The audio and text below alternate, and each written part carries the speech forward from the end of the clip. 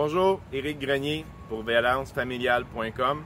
Le courriel que je vais vous lire, c'est un courriel que j'ai écrit à la travailleuse sociale quand j'ai appris qu'elle voulait convoquer le tribunal en urgence pour imposer une travailleuse sociale à mon enfant pour la simple et unique raison que je voulais payer un psychologue spécialisé avec les enfants doués parce que c'est ça que mon enfant il demandait. Mais la directrice de la DPJ n'aime pas ça, les travailleurs extérieurs, surtout pas les psychologues sur lesquels ils n'ont pas la main mise. Ils vont toujours préférer une travailleuse sociale du CLSC sur lesquels ils peuvent contrôler totalement ce que la travailleuse sociale va dire et faire. Donc, on y va comme suit. Bonjour, Madame la travailleuse sociale. J'espère que vous êtes consciente que ceci n'a rien à voir avec une inquiétude réelle, tout comme les peurs imaginaires de Madame la maire. Vous auriez été réellement préoccupé par quoi que ce soit envers mon enfant, il aurait été préférable que vous ou l'un de vos deux intervenants attitrés au dossier la rencontre pour lui poser des questions. Effectivement, on est allé en cours pour me faire imposer une travailleuse sociale à mon enfant sans jamais poser la question à mon enfant si cet enfant-là, il voulait un psychologue pour enfants doués et que, ça ne convenait pas la travailleuse sociale qu'on y avait attitrée. On n'y a jamais posé la question, mais on m'a quand même amené en cours pour m'imposer ceci. Puis la raison, c'est que je ne pouvais pas avoir l'autorisation de mon ex-femme pour pouvoir avoir un psychologue autre que la travailleuse sociale. Puis la DPJ ne voulait pas travailler dans ce sens non plus. Ensuite, questionner le raisonnement de chacun sur la situation, prendre le pouls des deux parents, trouver un terrain d'entente. Non, vous avez utilisé les tribunaux pour obtenir ce qui aurait pu être obtenu par la négociation et la collaboration. Ça me fait penser à quelqu'un. Tout ça sans jamais m'avoir exposé la position de Madame la maire sur le sujet ou interroger mon enfant sur mes besoins.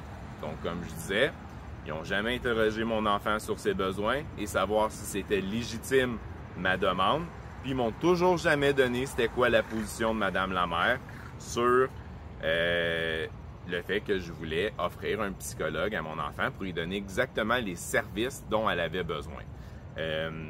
Puis la directrice, la DPJ, prend jamais le pouls des deux parents et c'est jamais la collaboration et c'est jamais la négociation. Non, c'est tout le temps imposé par les tribunaux. Même si je perds, ça change quoi? Sérieux, mon enfant n'aura pas le droit à des soins appropriés, ce qui est triste, et continuera son expérience avec le contrôle social, c'est tout. Car pour moi, les travailleuses sociales de la DPJ, même au CLSC, puis dans bien des dossiers, en fait, la seule chose qu'ils font, c'est du contrôle social. Ça n'a rien à voir avec le bien-être de la société, c'est juste du contrôle social. That's it, point final. Vous aviez promis à mon enfant de travailler avec la mère lors de la rédaction de vos rapports. Par contre, vous lui avez menti.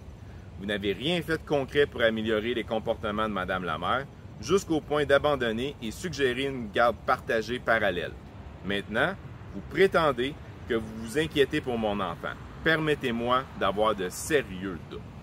Effectivement, au début, l'ATS, elle avait dit à mon enfant, à mes enfants, qui aiderait à travailler la relation conflictuelle, qui nous aiderait et tout, chose qui n'est jamais arrivée.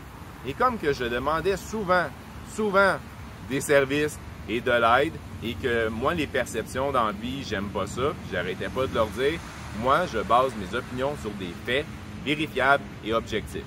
Par contre, la DPJ, les faits vérifiables et objectifs, ça fait pas partie de leur culture d'organisation. La culture de l'organisation de la DPJ, c'est les perceptions. Donc, on n'a jamais eu le droit à ça.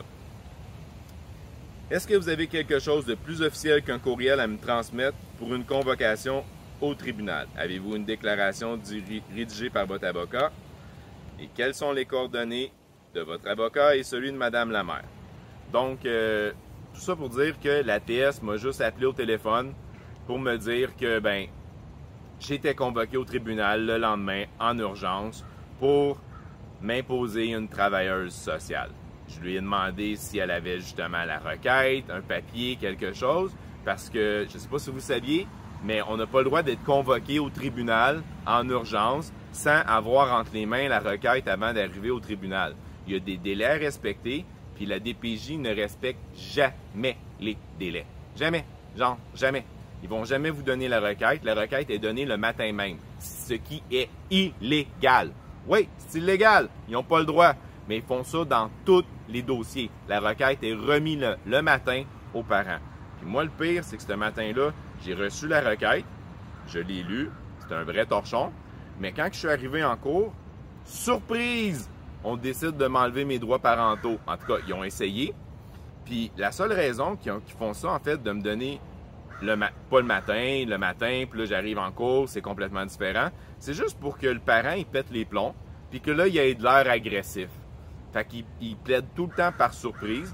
Ça aussi, c'est illégal, ils n'ont pas le droit. Ils sont obligés de vous dire exactement ce qu'ils vont plaider. Mais la DPJ ne fait jamais ça. Donc, je vous remercie beaucoup, puis on se revoit pour un prochain courriel.